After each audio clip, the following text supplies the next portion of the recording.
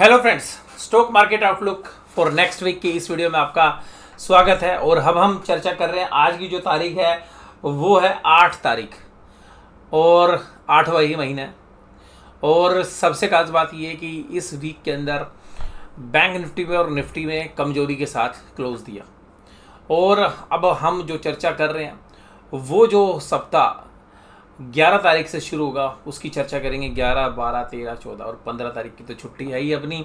15 अगस्त की तो 4 trading session रहने वाले हैं। अब बात ये है कि बहुत सारे जो व्यूअर्स हैं, मैंने कहा ना व्यूअर्स का जवाब दे रहा हूँ मैं आज। बहुत सारे व्यूअर्स कह रहे थे कि सर जोश नहीं रहता। बाद में मैंने कहा भैया जोश में थोड़ी ना काम करना है, काम तो पैसा कमाना है ना, अपनी हेल्थ पे ध्यान रखना है और अपने परिवार के साथ टाइम स्पेंड करना है और जो अच्छा लगे वो करना है। तो सबसे खास बात ये है कि पैसा कमाने के लिए तेजी करो या मंदी करो, भैया जहाँ समझ में आए वो करो, जो आपको कंफर्टेबल लगे वो करो।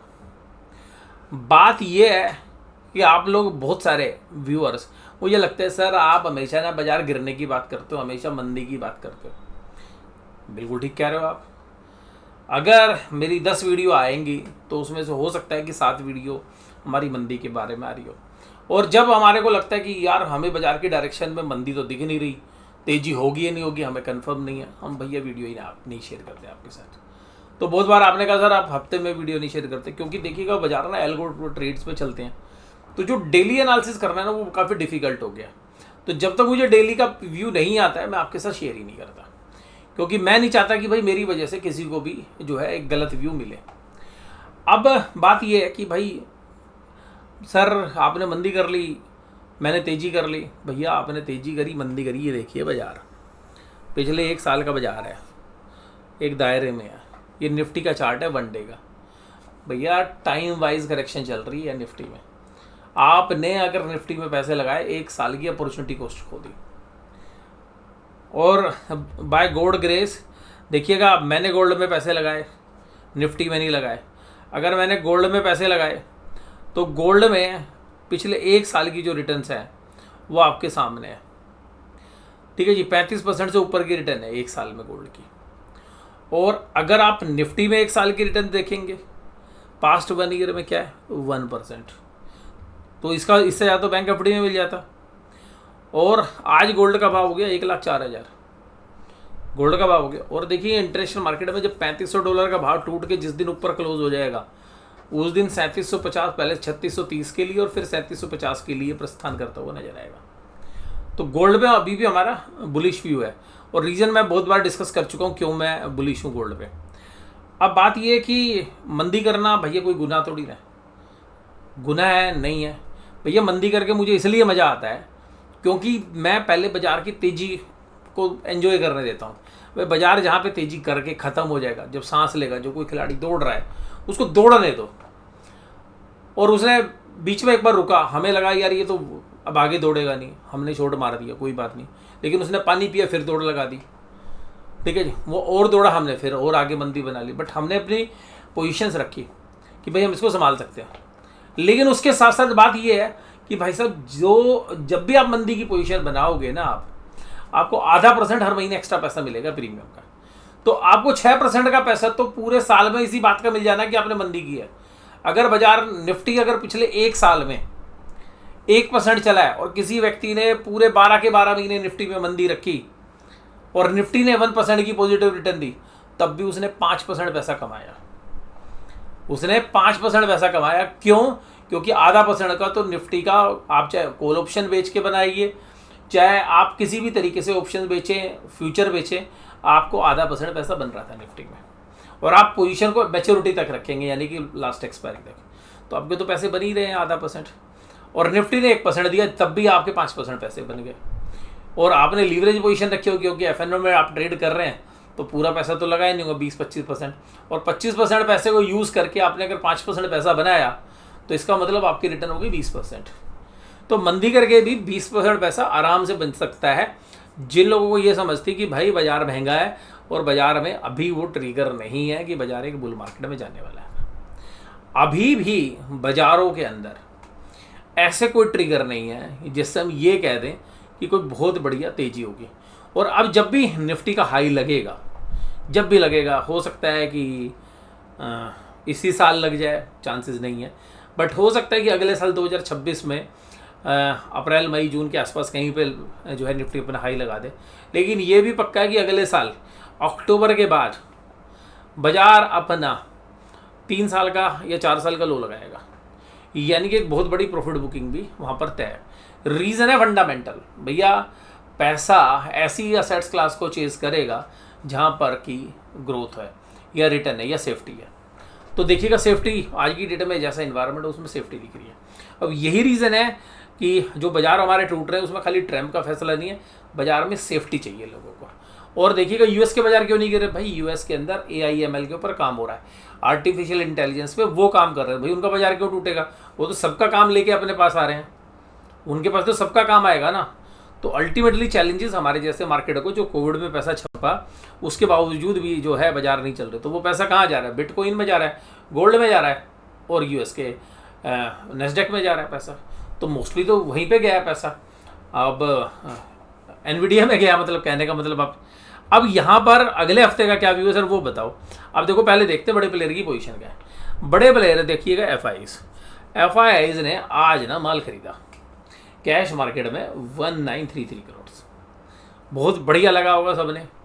और फिर देखिएगा डीआईज ने भी आज माल खरीदा, डीआईज ने माल खरीदा 7,724 करोड़ का। और सर ये तो मज़ा आ गया फिर तो, पर बाजार तो आज भी 1% के करीब टूट गया, यानी कि 232 पॉइंट। सर ये चमत्कार कैसे हुआ भैया? एक और भी है मिस्टर इंडिया जो दिखता नहीं है। तो बात ये है कि जो HNI इन्वेस्टर्स हैं उन्होंने भी तो माल बेचा होगा। और सबसे खास बात ये है कि जो FIIs है, ये जो HNI इन्वेस्टर्स हैं आपस में मिले हुए हैं, ये सभी मिले हुए हैं, ठीक है जी। एक पॉलिटिशियन बोलते थे ना, सभी मिले हुए हैं, वही है। तो ये इन्होंने माल खरीदा फिर भी बाजार टूट गया भैया। इसलिए टूट गया क्योंकि इन लोगों ने अपनी FNO की पोजीशंस को अभी और ख़रीदना है, मंदी वाली पोजीशंस वो खरीद के गए आज। तो वो कैसे पता चला? देखिएगा जी, उन्होंने कॉल बेची 45,000, कॉल में प्रीमियम है। भी सोमवार को जब बाजार खुलेगा, फ्लैट भी खुलेगा, तो कॉल का जो प्रीमियम है वो कम हो जाएंगे, पैसा बन जाएगा वहाँ पे। बाजार टूटने के लिए देखिएगा 41,000 जो है पुट खरीदी, दोनों की दोनों मंदी की पोजीशन आज ऐड करके गए हैं, मतलब FIs ने। तो 1933 करोड़ का पैसा लगा कर अगर वो 10,000 करोड़ की बंदी कर जाए तो क्या दिक्कत है? इसके बाद देखिएगा स्टॉक फ्यूचर्स में 39,669 ये पोजीशंस बेच के गए हैं। उसके बाद इंडेक्स फ्यूचर्स में बैंक निफ्टी सब बेच के गए हैं। तो अल्टीमेटली क्या है, FNO में उतनी मंदी बना ली। और अगर देखिएगा ये स्टॉक भी बेचने देते तो मंदी तो नीचे चली जाती ना, मंदी बनाने से पहले बाजार टूट जाएगा तो पैसे थोड़ी ना बनेंगे। तो FIs कंप्लीट मंदी बना के गए हैं। प्रो ने क्या किया है, जो प्रोप्राइटरी अकाउंट्स हैं उन्होंने देखिएगा अपनी कॉल बेच दी, इन्होंने भी मंदी बना दी। पुट ऑप्शंस खरीद के गए, ये भी मंदी बना दी। लेकिन स्टॉक फ्यूचर्स में तेजी करके गए हैं। स्टॉक फ्यूचर में क्या कर रहे हैं, यानी कि हेज करके गए हैं। इंडेक्स की जो ऑप्शंस हैं उनमें मंदी बना रखी है, स्टॉक फ्यूचर्स प्लस करके गए हैं, इंडेक्स फ्यूचर्स भी प्लस करके गए हैं। तो प्रो की जो पोजीशंस हैं वो न्यूट्रल हैं, दोनों साइड हैं। और क्लाइंट ने क्या किया भाई साहब, क्लाइंट ने तो फुल तेजी कर दी है। 91,000 कॉल खरीद गए भैया, हमने तो इतनी कॉल खरीद ली बाजार ऊपर जाएगा ही, इतनी पुट बेच दी कि बाजार नीचे जा ही नहीं सकता। तो ये देखिएगा जबरदस्त तेजी। उसके बाद अगर देखें स्टॉक फ्यूचर्स 26,646, ये भी कॉन्ट्रैक्ट प्लस में है। इंडेक्स फ्यूचर्स तो भैया क्लाइंट तो भयंकर तेजी में है भैया। क्लाइंट ना पिछले 2.5 महीने से पैसे कमा रहा है, अब क्लाइंट की पैसे देने का समय आ रहा है। यानी कि ये जो जिन्होंने पिछले 2.5-3 महीने में पैसा बनाया है, अब ये पैसा इनका कुछ तो इस महीने इस हफ्ते निकल गया क्योंकि पोजीशन इनकी लॉस में चल रही है। और अगले हफ्ते में जो है एक बार इनको दबा के हो सकता है फिर बाजार ट्रेंड बदल भी ले। तो पर क्लाइंट ने अगर अगला हफ्ता संभाल लिया तो भाई साहब क्लाइंट जीत जाएगा। नहीं तो हमें लग रहा है कि क्लाइंट की भाई साहब इस समय ना बहुत बुरे तरीके से पोजीशन फंसी हुई है। और अगर बाजार 3-4 दिन और टूट गया तो क्लाइंट के स्टॉप लॉस कट जाएंगे, फिर बाजार के अंदर कुछ पुल बैक की संभावना बनेगी। अभी बाजारों के अंदर बड़े प्लेयर्स की मंदी की पोजीशन बनी हुई है, लेकिन संभावना ये है कि जो मंगलवार की एक्सपायरी है या बुधवार में एक बार पोजीशंस को चेंज होने की संभावना बन सकती है। लेकिन अब देखिएगा सबको फंसा रखा है, अब तेजी वाले भयंकर फंसे हुए हैं, तो निकलना इतना आसान तो है नहीं। कैश मार्केट में देखिएगा आज 1933 करोड़ की FIs की बाइंग थी और DIs की बाइंग थी, और ये लगातार इतना माल बेच के यार अगर एक दिन खरीदी भी लिया तो क्या होगा। तो अब उनको पता चल गया ना कि भाई अब रिटेलर फंस चुका है, तो अब रुक जाओ, अभी थोड़ी सी पोजीशन में निकलने तो देंगे नहीं, क्योंकि उनकी पोजीशन फंसी हुई है। और वो बाजार यहाँ पे रुक भी गया तो भी नहीं निकलेंगे, क्योंकि उनको उम्मीद होगी कि भाई बाजार ऊपर आएगा तब निकलेंगे। तो इन्होंने कहा ठीक है भाई अपनी और मंदी बनाते हैं, तो पहले कैश डालो। तो FIs ने और कैश डाल के बाजार को रोक के अपनी तरफ से ऑप्शन में पता चल गया उनको कि भाई बाजार को भी गिराया जा सकता है, उन्होंने अपनी पोजीशन बनाई। बाजार अभी एक झटका देगा जरूर। अब वो झटका दे के उठेगा या रुकेगा तो मैं कोशिश करूँगा हफ्ते के बीच में आपसे बात हो। तो निफ्टी में कमजोरी आ गई। टाइटन जैसे शेयर देखिएगा, टाइटन पे तो गोल्ड की इन्वेंट्री पड़ी होती है, टाइटन का क्या होना है, टाइटन का तो कुछ होना नहीं भैया, जितना गोल्ड का भाव बढ़ा टाइटन का तो फ़ायदा ही होना था। तो टाइटन में अभी भी जो है स्कोप हो सकता है, पर बहुत महंगी वैल्यूशन है, हमारा वो इंटरेस्ट है नहीं। रिलायंस देखिए आज सारे दिग्गज को लाइन में लगा दिया, रिलायंस, HDFC बैंक और भारतीय एयरटेल तीनों हैवी वेट्स हैं, टॉप 10 शेयर्स हैं जो इंडेक्स को मूव करते हैं, टॉप 10। तो 3 शेयर्स आज माइनस में। निफ्टी बैंक भी देखिएगा 55,000 के नीचे ट्रेड कर रहा था लास्ट में, और 54,905 का लो लगाया, लेकिन 55,100 का जो मैंने आपके साथ बोला था वो एक मेन लेवल था, वो टूट गया। अगर इसको रीगेन नहीं किया सोमवार को तो निफ्टी बैंक जो है चिंता में आ सकता है। HDFC, Kotak Mahindra, axis, ICICI और ये इंडसइंड माइनस में थे। कोटक महिंद्रा में देखिए हमने इक्विटी खरीदी है, अभी हमारे प्राइस के नीचे चला गया है। NTPC, Titan, doctor Reddy's, HDFC life और बजाज फिनसर्व ये तेजी में था, कमजोरी थी भारतीय Airtel, Adani enterprises, IndusInd bank, Shriram finance, Mahindra and Mahindra, Hindalco, ये सब कमजोर थे। एडवांस डेक्लाइन भी जो है मंदी वालों के साथ थी, एक के सामने 2 कमजोरी वाले शेयर्स थे। निफ्टी 50 में अगर हम देखें पास्ट एक महीने में 4.5% के आसपास की कमजोरी हो चुकी है। निफ्टी 50 1 वीक देखिएगा, 1 वीक का पैटर्न लगातार 6 कैंडल रेड बनना बड़ा खतरनाक होता है। ऐसा तो कोविड की जब करेक्शन हुई उससे पहले बने थे 6 कैंडल, तो ये थोड़ी सी चिंता की बात है। अब अगर वीकली कैंडल में एम पैटर्न बन गया ना तो ये बड़ी चिंता की बात है, उसका बेस 22,000 पे आता है। अभी नहीं इतनी चिंता करनी, ठीक है जी, अभी देखेंगे इस हफ्ते हमारा मानना न्यूट्रल है, ठीक है। सेल ऑन राइज फिर भी रहेगा, बाय ऑन डिप्स तो नहीं है। ट्रेंड संभावना हो सकती है कि इस हफ्ते में रुके, मतलब गिरना रुक सकता है, ठीक है। बढ़ने की तो अभी कोई गुंजाइश नहीं है, बट हाँ गिरने की तीव्रता कम हो सकती है, या एक ग्रीन कैंडल बन सकती है 6 कैंडल के बाद, ये चांसेस हैं। बहुत भयंकर मंदी की संभावना जो है इसलिए नहीं बन रही क्योंकि निफ्टी के अंदर भी अगर हम देखें यहाँ पे तो 24,000 के आसपास एक अच्छा बेस है 24,000 के पास, तो उसको होल्ड कर ले इस हफ्ते में तो बहुत बढ़िया। अगर वो जो 24,000 नहीं होल्ड करेगा तो वीकली कैंडल जो है 22,000 की तरफ इशारा कर रही है। मंथली कैंडल में भी अगर एम पैटर्न बनता है तो उसका लेवल भी 22,000 ही आता है। तो लॉन्गर टाइम फ्रेम में 22,000 एक अहम सपोर्ट है, शॉर्ट टर्म में 24,000। और बैंक निफ्टी के अंदर अगर हम देखें तो बैंक निफ्टी के अंदर जो इमीडिएट सपोर्ट है, जो जहाँ पर बाजार जा सकता है वो है 54,400 54,400 के आसपास, ये जो एरिया है इसके अंदर बाजार। उसके बाद अगर बाजार यहाँ से टूटते हैं तो उसके बाद 53,500 के एक लेवल्स बनते हैं। तो यहाँ पर अभी प्रेडिक्ट करना थोड़ा सा मुश्किल है, बेशक से मैं बैंक निफ्टी में ट्रेड करता हूँ, लेकिन फिर भी मुझे लगता है कि यहाँ पे 54,400 एक अहम लेवल है। जो अभी हाईज लगे हैं, इससे पहले जो 1.5 साल पहले हाई लगे थे, पिछले साल में जो हाई लगे थे सितंबर के आसपास, तो वो जो सितंबर के हाईज थे वो 54,400 थे।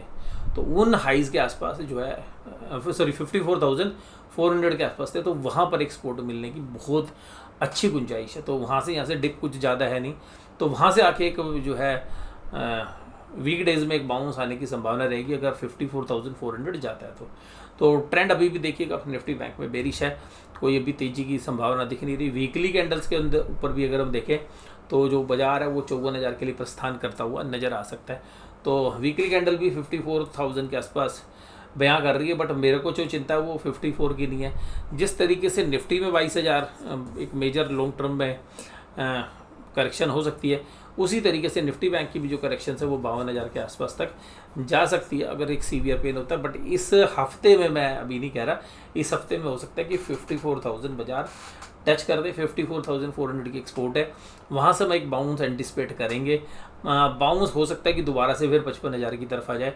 ऊपर की तरफ अगर हम देखें तो अगर 55,500 55,600 के आसपास जाता है तो दोबारा से बाजार में बेचने का मौका मिलेगा। 55,800 के ऊपर अगर बाजार क्लोज हो जाता है तो ये ध्यान रखिएगा जितनी मंदी की पोजीशन है सब क्लोज होती हुई नजर आएंगी और फिर एक तेज राइज ऊपर की तरफ आ सकता है। 55,800 जो है एक सपोर्ट लेवल रहे, वो सॉरी एक स्टॉप लॉस लेवल रहेगा, और 55,500 55,600 एक सेलिंग अपॉर्चुनिटी होगी। 200-250 पॉइंट का एक स्टॉप लॉस के साथ जो है वहाँ पे ट्रेड्स बनेंगे। और यहाँ पर अभी हमें लगता है कि 54,000 जो है एक अहम सपोर्ट वीकली लेवल पर है। इमीडिएटली इंट्राडे बेसिस पर अगर मैं देखें तो पहली सपोर्ट हमारे पास 54,400 की तरफ आती है।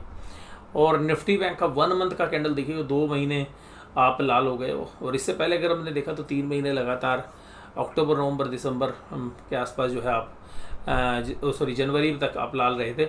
और उसके बाद हो सकता है अभी 1 महीने की कैंडल तो हो सकता है कि रेड बने, बट हफ्ते में हमें लग रहा है कि थोड़ी सी गुंजाइश है नीचे से एक बॉटम फिशिंग बाइंग आने की।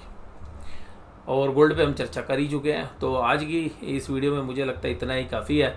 और डाउ जोन्स की बात ना करें, आजकल बाज़ार जो है डीकपल होके चलते हैं, तो डाउ जोन्स से कुछ ज़्यादा इफेक्ट होते नहीं हमारे बाज़ार। और भालू से जो डरना था वो पहला फेज़ तो ख़त्म हो गया। अब दूसरा फेज़ में भालू काम करेगा या बैल दोबारा से आ जाएगा, यानी कि बेयर्स काम करेंगे या बुल्स काम करेंगे, ये हफ्ता काफ़ी क्रूशियल रहने वाला है। बट एक बार तो ऐसा लगता है कि भालू अभी एक बार नीचे लेके जाके मारेगा और एक बार सौदे कटवाने की कोशिश करेगा, क्योंकि बड़े प्लेयर्स की पोजीशन अभी भी मंदी की बनी हुई है। बट यहाँ पर भयंकर मंदी करने से बचना चाहिए, क्योंकि मंदी करनी होती है ऊपर की तरफ।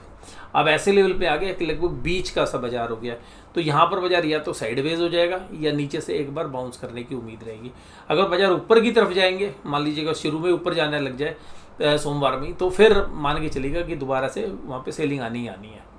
और अगर बाजार नीचे जाके यहाँ से 500-600 पॉइंट बैंक निफ्टी नीचे चला जाए, फिर कंसोलिडेट करे 1 या 2 दिन, तो फिर ऊपर आने की संभावना रहेगी। बट वो भी शॉर्ट टर्म रहेंगे, वो सस्टेनेबल मूव अभी भी हमारे को तेजी के नहीं दिख रहे हैं। तो आज की इस वीडियो में बस केवल इतना। वीडियो देखने के लिए धन्यवाद। Thank you very much.